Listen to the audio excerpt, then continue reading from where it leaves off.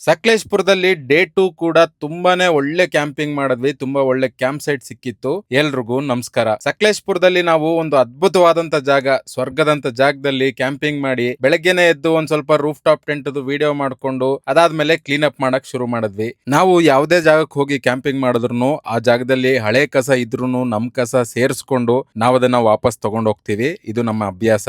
ವಾಪಸ್ ಬರ್ತಾ ದಾರಿಲಿ ಒಂದ್ ಒಳ್ಳೆ ಹೋಟ್ಲಲ್ಲಿ ತಿಂಡಿ ಮಾಡ್ಕೊಂಡು ಅದಾದ್ಮೇಲೆ ಕ್ಯಾಂಪಿಂಗ್ ಕನ್ನಡಿಗ ಅವ್ರ ಮನೆಗ್ ಬಂದ್ವಿ. ಮಕ್ಕಳ ಜೊತೆ ನಾವು ಮಕ್ಕಳಾಗಿ ಒಂದ್ ಸ್ವಲ್ಪ ಹೊತ್ತು ಆಟ ಆಡಿದ್ವಿ. ಅಷ್ಟರಲ್ಲಿ ಅಭಿಲಾಷ್ ಅವರು ತುಂಬಾ ಸಿಂಪಲ್ ಆಗಿ ತುಂಬಾ ಅದ್ಭುತವಾದಂತ ಊಟ ಮಾಡಿಸಿದ್ರು. ಅದನ್ನ ಊಟ ಮಾಡ್ಕೊಂಡು ಮಕ್ಕಳ ಹತ್ರ ಆಟ ಆಡ್ತಿದ್ದೆ. ಸತೀಶ್ ಅಣ್ಣನ್ಗೆ ಎಕ್ಸಾಮ್ ಇರೋದ್ರಿಂದ ಅವ್ರು ಹೊರಟರು. ನಾವು ಡೇ 2 ಕ್ಯಾಂಪಿಂಗ್ ಗೆ ಒಳ್ಳೆ ಕ್ಯಾಂಪ್ ಸೈಟ್ ನೋಡ್ಕೊಂಡು ಇಲ್ಲೇ ಕ್ಯಾಂಪಿಂಗ್ ಮಾಡೋಣ ಅಂತ ಡಿಸೈಡ್ ಮಾಡಿ ಮನೆಗ್ ಬಂದು ಫ್ರೆಶ್ ಅಪ್ ಆಗಿ ಕ್ಯಾಂಪಿಂಗ್ ಮಾಡಕ್ಕೆ ಶುರು ಮಾಡಿದ್ವಿ. ಹೋದ್ ಕೂಡಲೇ ಕತ್ಲಾಗ ಒಳಗೆ ಕ್ಯಾಂಪ್ ಸೆಟ್ ಮಾಡ್ಕೋಣ ಅಂತ ಸೆಟ್ ಮಾಡ್ಕೊಂಡು ಒಳ್ಳೆ ಸನ್ಸೆಟ್ ನ ನೋಡ್ಕೊಂಡು ನಾವು ಫೈರ್ ಕ್ಯಾಂಪ್ ಶುರು ಮಾಡಿದ್ವಿ. ಸೇಮ್ ಆಸ್ಟೀಸ್ ನಾನು ಬಾರ್ಬಿಕ್ಯೂ ಸೆಕ್ಷನ್ ತಗೊಂಡಿದ್ದೆ. ಅಭಿಲಾಷ್ ಅವರು ಒಳ್ಳೆ ಚಪಾತಿ ಎಗ್ ಬುರ್ಜಿ ಮಾಡಕ್ಕೆ ಸ್ಟಾರ್ಟ್ ಮಾಡಿದ್ರು. ನಮ್ಮ ಕ್ಯಾಂಪಿಂಗ್ ಸೆಟಪ್ ಎಲ್ಲ ನೀಟಾಗಿ ರೆಡಿ ಆಗಿ ರೂಫ್ ಟಾಪ್ ಟೆಂಟ್ ಓಪನ್ ಮಾಡ್ಕೊಂಡು ಬಾರ್ಬಿಕ್ಯೂ ಮಾಡೋಷ್ಟರಲ್ಲಿ ಕತ್ಲೆನೇ ಆಗೋಯ್ತು. ಈ ಕ್ಯಾಂಪಿಂಗ್ ಡೇ ಅಲ್ಲಿ ನಾನು ಮತ್ತೆ ಅಭಿಲಾಷ್ ಅವರು ತುಂಬಾ ಕ್ಯಾಂಪಿಂಗ್ ಬಗ್ಗೆ ತುಂಬಾ ಡಿಸ್ಕಸ್ ಮಾಡಿ ಒಳ್ಳೆ ಊಟನ ರೆಡಿ ಮಾಡ್ಕೊಂಡು ತಿಂತಾ ಇದ್ವಿ. ನಮ್ಮ ಇವತ್ತಿನ ಕ್ಯಾಂಪಿಂಗ್ ಗೆ ನಮಗೆ ಒಬ್ಬ ಲೋಕಲ್ ಗೈಡ್ ಸಿಕ್ಕಿದ್ರು. ಅವರು ನಾವು ಮಾಡಿರೋ ಅಡಿಗೆನ ಮೆಚ್ಕೊಂಡು ಪರವಾಗಿಲ್ಲ ನೀವು ಒಂದ್ ರೇಂಜ್ ಮಾಡ್ತೀರಾ ಅಂತ ಶಬಾಷ್ ಹೇಳಿದ್ರು. ನಾವು ಊಟ ಮಾಡ್ಕೊಂಡು ಎಲ್ಲಾ ಕ್ಯಾಂಪ್ ಸೈಟ್ ನ ಕ್ಲೀನ್ ಮಾಡಿ ಕಾರ್ ಒಳಗಿಟ್ಟು ಮಲ್ಗೋಣ ಅಂತ ಟೆಂಟ್ ಸೇರ್ಕೊಂಡ್ವಿ. ಕ್ಯಾಂಪಿಂಗ್ ರಿಲೇಟೆಡ್ ವಿಡಿಯೋಸ್ ನಿಮ್ಗೆ ಇಷ್ಟ ಆಗುತ್ತೆ ಅಂದ್ರೆ ನನ್ನನ್ನು ಫಾಲೋ ಮಾಡ್ಕೊಳ್ಳಿ.